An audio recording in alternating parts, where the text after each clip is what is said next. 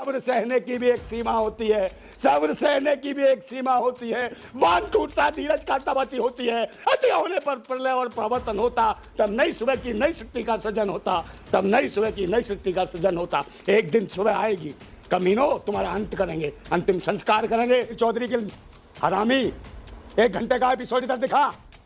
वो तेरी अम्मा आ गई सीमा हैदर है, उसके पीछे कैमरा ले लिए घूमता हो। भूत इसके ऊपर कौन दरिंदे शासक कर रहे हैं, कौन आतंकवादी, कौन देशद्रोही। इस देश का खून चूसने वाले खटमलो, साफ और ईमानदारी से पत्रकारिता नहीं करते हो और वीडियो बनाते हो। मणिपुर पे तो कहते हैं तो पुराना मैटर है।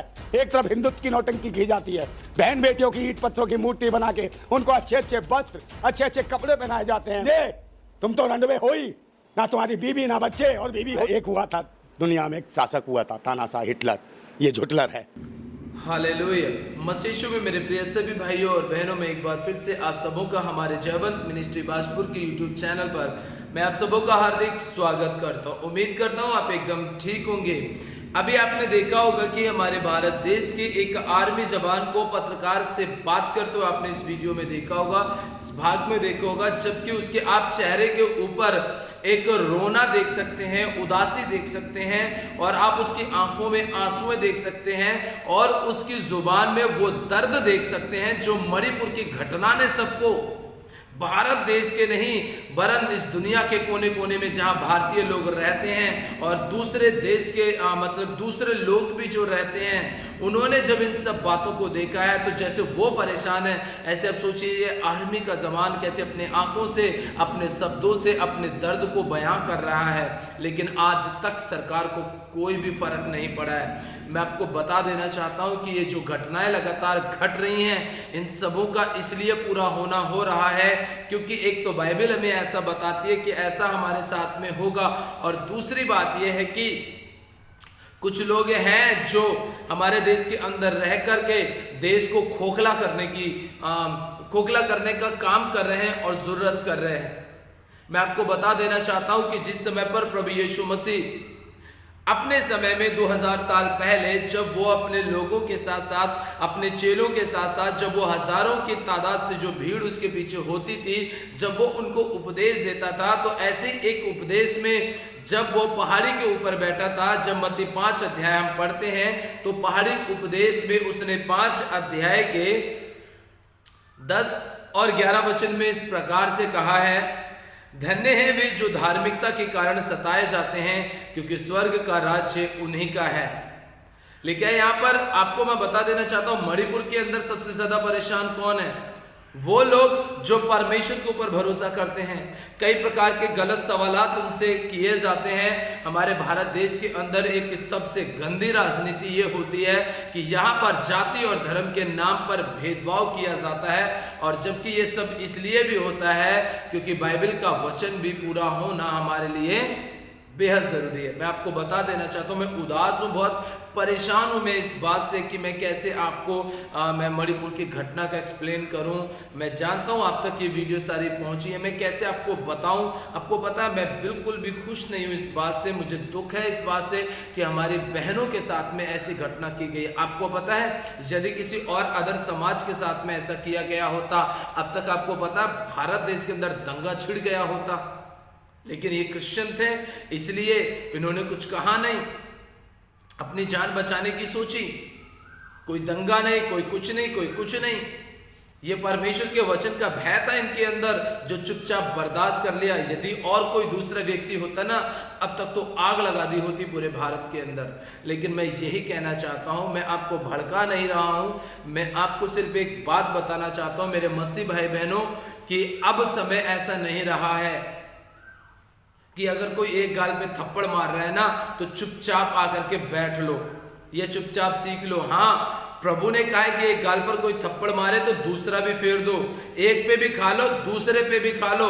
लेकिन अगर बार बार बिना गलती पर आपको ऐसा कुछ किया जाता तो आपको कानूनी कार्रवाई करनी चाहिए, आपको अपने संविधान की सहायता लेनी चाहिए, आपको अपने नियमों का जो अधिकार संविधान ने आपको दिए हैं, जो अधिकार सरकार ने आपको दिए हैं, जो अधिकार भारत देश की सरकार ने आपको दिए हैं, भारत के संविधान ने दिए हैं, आप उन अधिकारों का इस्तेमाल करना शुरू कर दीजिए। अन्यथा था। जैसी घटना आज मणिपुर के अंदर हुई है, न जाने ऐसी घटनाएं और कितनी होने वाली होंगी, क्योंकि ऐसे विरोधियों के प्रति कोई कानूनी कार्रवाई की नहीं जाएगी।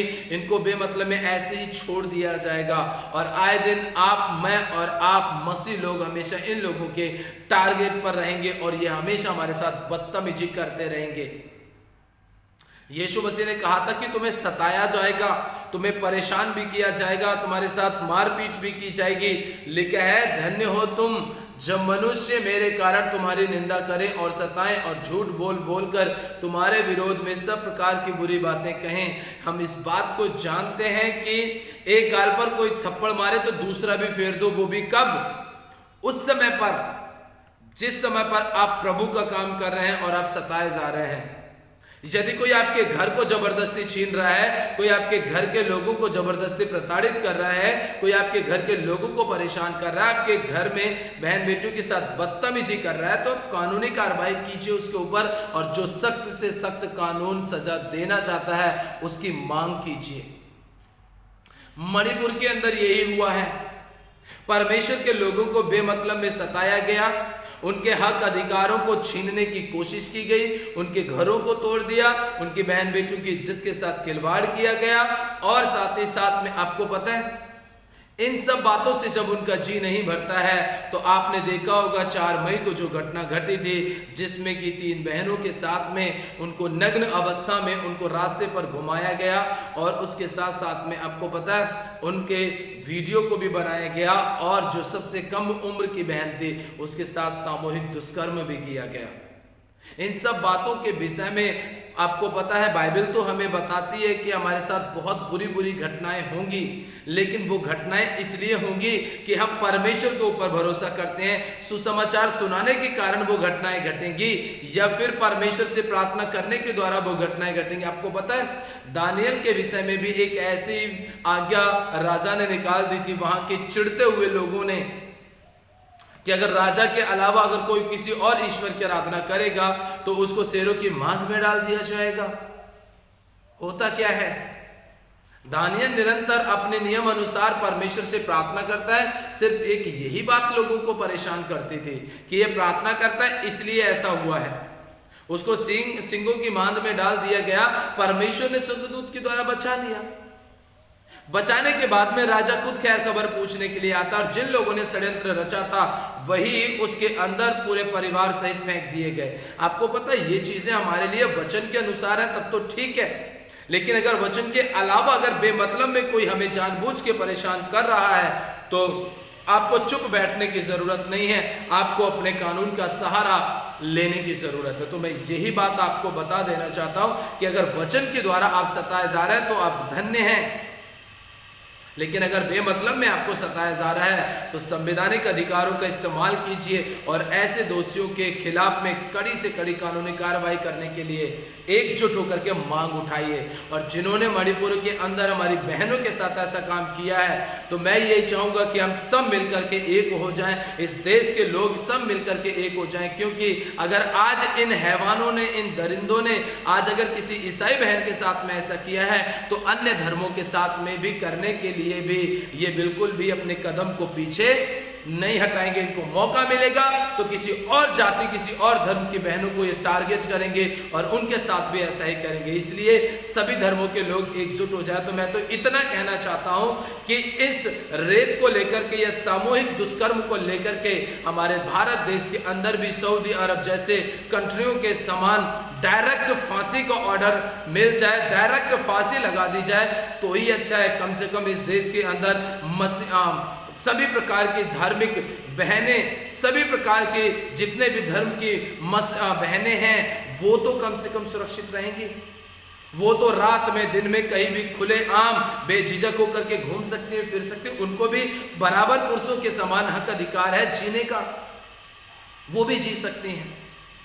इसलिए मैं तो यही कहना चाहता हूं कि इस चीज को लेकर के बिल्कुल कड़े से कड़ा नियम बनना चाहिए, जिससे कि या तो वो व्यक्ति जिंदगी भर जेल में सड़ जाए, उसकी बेल ही कैंसिल कर दी जाए, जिंदगी भर जेल में सड़ जाएगा, ना उसको किसी से मिलने दिया जाए ना कुछ किया जाए, या फिर डायरेक्ट मीडिया के सामने बीच चौराहे के ऊपर उसे फांसी देकर के मार देना चाहिए। कम से कम बहनें हमारी सुरक्षित तो रहेंगी। भारत देश की बहनें, महिलाएं सुरक्षित रह करके अपने परिवार का हिम्मत, बल और ताकत के साथ पालन पोषण तो कर सकेंगी। प्रियो, मैं यही बात आप समूह से कहना चाहता हूं और आपको मैं बता देना चाहता हूं। तो इसलिए अगर आप प्रभु के वचन के अनुसार सताए जा रहे हैं तो आप खुश और आनंदित होइए। यदि कोई जानबूझ करके आपको परेशान कर रहा है तो अपने संवैधानिक अधिकारों का इस्तेमाल कीजिए। परमेश्वर आप सबों को आशीष दे। सभी को दिल से प्यार भरे शब्दों में जय मसीह।